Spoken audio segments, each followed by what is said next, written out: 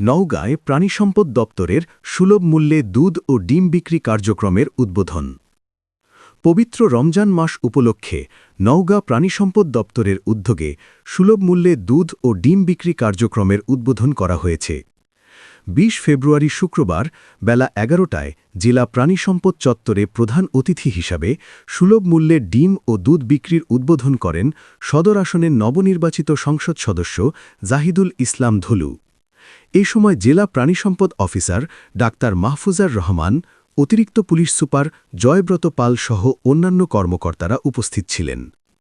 নওগাঁ প্রাণিসম্পদ দপ্তর জানান, প্রতিদিন সকাল ১০টা থেকে দুপুরে ১টা পর্যন্ত ৩ ঘণ্টা ৭ টাকা পিস হিসাবে ২৪০০ পিস ডিম এবং ৭০ টাকা লিটার হিসাবে ২০০ লিটার দুধ ন্যায্য মূল্যে বিক্রি করা হবে।